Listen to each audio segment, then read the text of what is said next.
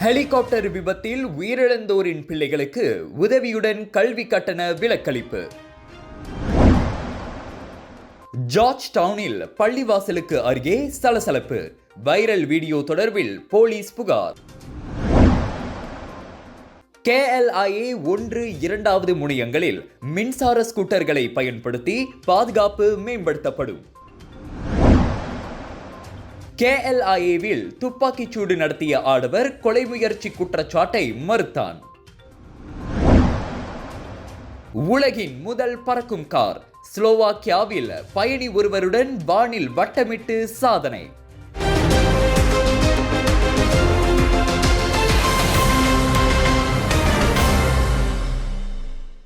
லுமூட்டில் 2 ஹெலிகாப்டர்கள் மோதிக்கொண்ட விபத்தில் அரச மலேசிய கடற்படையின் 10 அதிகாரிகள் மரணமடைந்ததால் பாதிக்கப்பட்ட அவர்களின் 21 பிள்ளைகள் ஒவ்வொருவருக்கும் PTPTN எனப்படும் உயர்கல்வி கல்வி நிதி கழகம் 1000 ரிங்கேட்டை வழங்கவிருக்கிறது.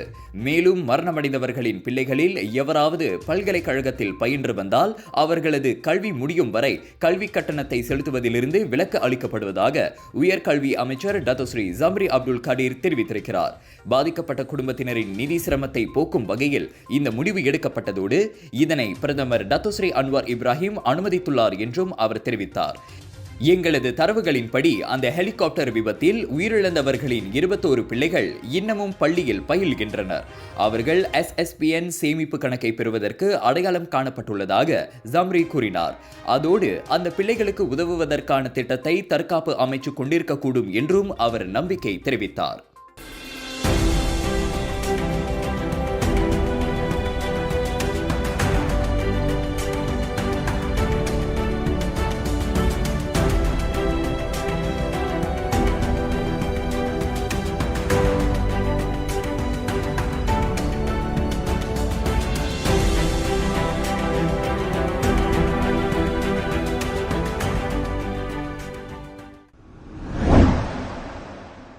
கோலாலம்பூர் அனைத்துலக விமான நிலையத்தின் 1வது மற்றும் 2வது முனையங்களில் மைக்ரோ மொபிலிட்டி எனப்படும் சிறு ரக வாகனங்கள் அல்லது ஸ்கூட்டர்களை பயன்படுத்தி போலீசார் பாதுகாப்பு நடவடிக்கைகளை மேம்படுத்துவார்கள்.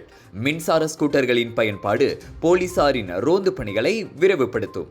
அதோடு நாட்டின் பிரதான நுழைவாயில்களின் பாதுகாப்பு மீதான மக்களின் நம்பிக்கையையும் அது மேம்படுத்த உதவும் என ஸ்லாங்கூர் மந்திரி பிசார் டத்தோஸ்ரீ அமீருடின் ஷாரி தெரிவித்தார். அதன் அடிப்படையில் கோலாலம்பூர் அனைத்துலக விமான நிலையத்தின் 1வது மற்றும் 2வது முனையங்களில் உள்ள பாதுகாப்பு படை வீரர்களுக்கு தலா 2 மின்சார ஸ்கூட்டர்கள் வழங்கப்பட்டுள்ளதாக அவர் சொன்னார். 55,000 ரிங்கெட் பெறுமானமுள்ள 24 மணி நேரமும் செயல்படக்கூடிய ஆற்றலை கொண்ட அந்த மின்சார ஸ்கூட்டர்கள் ஸ்லாங்கூர் மாநில மந்திரி பிசார் இன்கார்பரேட்டட் கழகம் மூலம் நன்கொடையாக வழங்கப்பட்டுள்ளன. மலேசியாவில் ஆண்டுக்கு 60 மில்லியன் பேர் வருகை புரியும் மையப்பகுதி என்பதால் கோலாலம்பூர் அனைத்துலக விமான நிலையத்தில் அதுபோன்ற வாகனங்களை பயன்படுத்துவது முக்கியம் என்பதையும் அமீருடின் சுட்டிக்காட்டினார். முன்னதாக இம்மாதம் 14ஆம் தேதி ஆடவன் ஒருவன் மேற்கொண்ட துப்பாக்கிச்சூட்டு தாக்குதலை அடுத்து கோலாலம்பூர் அனைத்துலக விமான நிலையத்தின் பாதுகாப்பு அம்சங்கள் குறித்து கேள்விகள் எழுந்தது குறிப்பிடத்தக்கது. சுவாச பிரச்சனை, சளி, இருமலுக்கு உகந்த தீர்வு சைலஜா பேபி ஹெர்பல் கிரீம். துளசி, கரிஞ்சீரகம், கிராம்பு போன்ற மூலிகைகளால் கொண்டு தயாரிக்கப்பட்டுள்ள சைலஜா பேபி ஹெர்பல் கிரீம் உங்கள் குழந்தைக்கு சிறந்த தேர்வு. Penang George Town Sungai Nibong Besar ஜாமிக் பள்ளிவாசலுக்கு அருகே கார் ஓட்டுநர் ஒருவரையும் பொதுமக்கள் சிலரையும் உட்படுத்திய சலசலப்பு தொடர்பில் புகார் ஒன்று பெறப்பட்டுள்ளதை போலீசார் உறுதிப்படுத்தியுள்ளனர். நேற்றிரவு மணி 8 வாக்கில் லுமூட் ஹெலிகாப்டர் விபத்தில் பலியான முகமது ஃபிர்டவுஸின் உடல் சம்பந்தப்பட்ட பள்ளிவாசலுக்கு அருகிலுள்ள இஸ்லாமிய மையத்துக்கு கொள்ளையில் நல்லடக்கம் செய்யப்பட்ட போது அச்சம்பவம் நிகழ்ந்தது. அச்சம்பவம் தொடர்பில் நேற்று நள்ளிரவு வாக்கில் சம்பந்தப்பட்ட கார் ஓட்டுநரான ஆடவர் ஒருவர் முன்வந்து புகார் செய்ததை திமோர் லாவூட் மாவட்ட போலீஸ் தலைவர் அசிஸ்டன்ட் கமிஷனர் ரஸ்லாம் அப்துல் ஹமீத் உறுதிப்படுத்தினார். குற்றவியல் சட்டத்தின் 427வது பிரிவின் கீழ் அச்சம்பவம் விசாரிக்கப்படும் வேளை இதுவரை யாரும் கைது செய்யப்படவில்லை. அச்சம்பவத்தில் சம்பந்தப்பட்ட காரின் முன் கண்ணாடி உடைத்து சேதப்படுத்தப்பட்ட போதிலும் யாரும் காயமடையவில்லை. முன்னதாக அச்சம்பவம் தொடர்பான காணொளிகள் சில சமூக ஊடகங்களில் வைரலானது. நல்லடக்க சடங்கில் கலந்து கொள்ள திரண்டிருந்தவர்களால் பொறுமையிழந்த கார் ஓட்டி அந்த சலசலப்புக்கு காரணம் என கூறப்படுகிறது. ராஜயோகாவில் அனைத்து கங்கைகளிலிருந்தும் கும்பகோண மகாமகத்தின் புனிதமான லட்சுமி குபேர வாஸ்து தீர்த்தம், ராஜயோகாவின் தனித்துவ தரம் கொண்ட சுண்ணாம்பு, ராஜயோகாவின் இயற்கை வல்லமை கொண்ட சீயக்காய், இயற்கையான சந்தன கட்டைகளிலிருந்து நிறைவான வாசம் கொண்ட சந்தனம், தெய்வீக வழிபாட்டிற்கு ஹோம குச்சிகள் அனைத்தும் உங்கள் ராஜயோகாவில். இது ஒரு சிம்லா மார்க்கெட்டிங் வெளியீடு. அண்மையில் KLIA முதலாவது முனையத்தில் துப்பாக்கிச்சூடு நடத்தியதில் சம்பந்தப்பட்ட ஆடவன் கொலை முயற்சி மேற்கொண்டது உட்பட 2 குற்றச்சாட்டுகளை மறுத்து இன்று விசாரணை கோரியுள்ளார். நீதிபதி அருள் அப்துல்லா முன்னிலையில் குற்றச்சாட்டு வாசித்த போது 38 வயதுடைய ஹஃபிசுல் ஹவாரி அதனை மறுத்தான். ஏப்ரல் 14ஆம் தேதியன்று KLIA முதலாவது முனையத்தில் பயணிகள் வந்தடையும் பகுதியில் அதிகாலை மணி 1:09 அளவில் ஃபாரா ஈசா என்பவருக்கு எதிராக கொலை முயற்சியில் ஈடுபட்டதாக அவன் மீது குற்றஞ்சாட்டப்பட்டது. குற்றவாளி என நிரூபிக்கப்பட்டால் கூடியபட்சம் 20 ஆண்டுகள் வரை சிறை மற்றும் அபராதம் அல்லது அவை இரண்டும் விதிக்கப்படும். குற்றவியல் சட்டத்தின் 307வது விதியின் கீழ் ஹஃபிசுல் ஹவாரி மீது குற்றஞ்சாட்டப்பட்டது. மேலும் 38 வயதுடைய நூர் ஹடித் ஜைனி என்பவருக்கு ஏப்ரல் 14ஆம் தேதியன்று அதிகாலை மணி 1:09 அளவில் காயம் விளைவித்ததாக ஹஃபிசுல் ஹவாரிக்கு எதிராக 2வது குற்றச்சாட்டு கொண்டு வரப்பட்டது. குற்றவாளி என நிரூபிக்கப்பட்டால் 20 ஆண்டுகள் வரை சிறை, அபராதம் அல்லது பிரம்படி அல்லது அவற்றில் 2 தண்டனைகள் வழங்கப்படும். சுடும் ஆயுதத்தின் மூலம் காயம் விளைவித்ததாக குற்றவியல் சட்டத்தின் 326வது விதியின் கீழ் கொண்டு வரப்பட்ட குற்றச்சாட்டையும் ஹஃபிசுல் ஹவாரி மறுத்தான். அவனுக்கு ஜாமீன் வழங்குவதற்கு மறுத்த நீதிபதி அருள் அந்த 2 குற்றச்சாட்டுகளும் ஜூன் 11ஆம் தேதி மறுவாசிப்புக்கு செவிமடுக்கப்படும் என்று தெரிவித்தார். உரிமம் இல்லாத வட்டி முதலையிடம் கடன் பெற்ற 4 எதிராக தீ வைப்பு தாக்குதலை நடத்தியதாக கர்ப்பிணி பெண் ஒருவர் உட்பட 4 எதிராக ஜொகூர் பாரு செஷன்ஸ் நீதிமன்றத்தில் இன்று குற்றம் சாட்டப்பட்டது.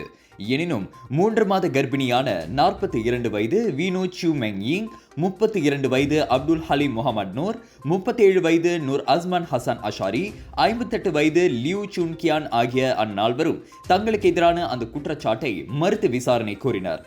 குற்ற அறிக்கைப்படி சியூ மற்றும் அப்துல் ஹலீம் ஆகிய இருவர் மீது தலா 5 குற்றச்சாட்டுகளும், நூர் அஸ்மானுக்கு எதிராக 4 குற்றச்சாட்டுகளும், லியூ மீது 1 குற்றச்சாட்டும் சுமத்தப்பட்டுள்ளன.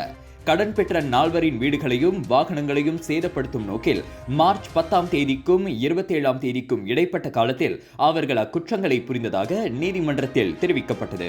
குற்றம் நிரூபிக்கப்பட்டால் 7 ஆண்டுகள் முதல் அதிகபட்சம் 20 ஆண்டுகள் வரையிலான சிறை தண்டனையுடன் அபராதமும் விதிக்கப்படலாம்.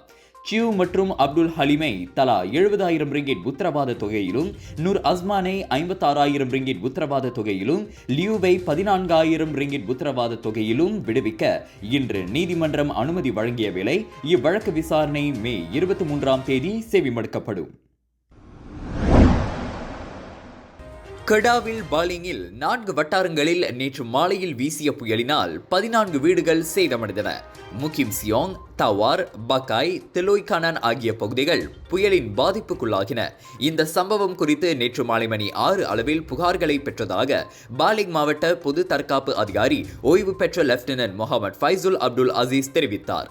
இதனைத் தொடர்ந்து பாதிக்கப்பட்ட பகுதிகளுக்கு பொது தற்காப்பு படையின் 15 பணியாளர்கள் அனுப்பி வைக்கப்பட்டனர். புயலினால் சாலை மற்றும் வீடுகளின் மேல் விழுந்து கிடந்த மரங்களையும் அவர்கள் அப்புறப்படுத்தும் பணியில் ஈடுபட்டனர். எந்த ஒரு உயிர் சேதம் மற்றும் எவரும் காயமடைந்ததற்கான தகவல் எதனையும் பெறவில்லை என முகமது ஃபைசுல் தெரிவித்தார். தற்போது வானிலை உறுதியற்ற நிலையில் இருப்பதால் பொதுமக்கள் மிகவும் கவனமாக இருக்க வேண்டும் என அவர் கேட்டுக்கொண்டார். ஜலான்பான் போர்னியோ 20வது கிலோமீட்டரில் சாலை ஓரத்தில் உள்ள குடில் ஒன்றில் மழைக்காக ஒதுங்கியிருந்த ஆடவர் ஒருவர் டொயோட்டா ஹேரியர் வாகனம் மோதியதால் மரணமடைந்தார். 48 வயதுடைய மோட்டார் சைக்கிள் ஓட்டி ஒருவர் அந்த குடிலில் ஒதுங்கி இருந்த போது ஹேரியர் வாகனத்தை ஓட்டிய அதன் ஓட்டுநர் கட்டுப்பாட்டை இழந்ததை தொடர்ந்து அந்த வாகனம் கவிழ்ந்து சாலை தடுப்பில் மோதிய பின் மளிகை கடைக்கு முன்புறம் உள்ள குடிலில் நின்று கொண்டிருந்த மோட்டார் சைக்கிள் ஓட்டியை மோதியது. இதனால் கடுமையாக காயமடைந்த மோட்டார் சைக்கிள் ஓட்டி சம்பவம் நிகழ்ந்த இடத்திலேயே மரணமடைந்ததாக பாப்பார் மாவட்ட போலீஸ் தலைவர் சூப்பரிண்டென்டென்ட் கமருடீன் அம்போ சகா தெரிவித்தார். உலகின் முதல் பறக்கும் கார் பயணி ஒருவருடன் வானில் வட்டமிட்டு புதிய உலக சாதனையை பதிவு செய்துள்ளது. ஏகா என அழைக்கப்படும் அக்கார் ஸ்லோவாக்கியா ஜா பைஸ்டானி அனைத்துலக விமான நிலையத்தில் திரண்டிருந்த பார்வையாளர்கள் முன்னிலையில் இருமுறை அந்த அதிசயத்தை நிகழ்த்தி காட்டியது. அந்த பறக்கும் காரில் பயணித்த முதல் நபர் எனும் பெருமையை 75 வயதான புகழ்பெற்ற இசைக்கலைஞர் ஜான் மிஷேல் ஜார் பெற்றுள்ளார்.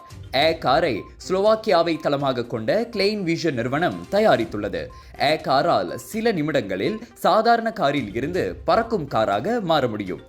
1000 கிலோகிராம் எடை கொண்ட ஏகாரில் 2 இருக்கைகளுடன் ஒரு ஜோடி மடிப்பு இறக்கைகள் பொருத்தப்பட்டுள்ளன. ஏகா புறப்படுவதற்கும் தர இறங்குவதற்கும் 300 மீட்டர் நீளம் கொண்ட ஓடுபாதை மட்டுமே போதுமானது. 2438 அடி உயரத்தில் மணிக்கு 192 கிலோமீட்டர் வேகத்தில் பறக்கும் ஆற்றலை ஏகா கொண்டுள்ளது. இன்னும் ஓராண்டு காலத்தில் ஏகா சந்தையில் விற்பனைக்கு வரும் என எதிர்பார்க்கப்படும் வேளை அதனை இயக்க ஒருவர் ஓட்டுநர் உரிமத்துடன் பைலட் உரிமத்தையும் வைத்திருக்க வேண்டும் என கிளைன் விஷன் நிறுவனம் கூறியுள்ளது.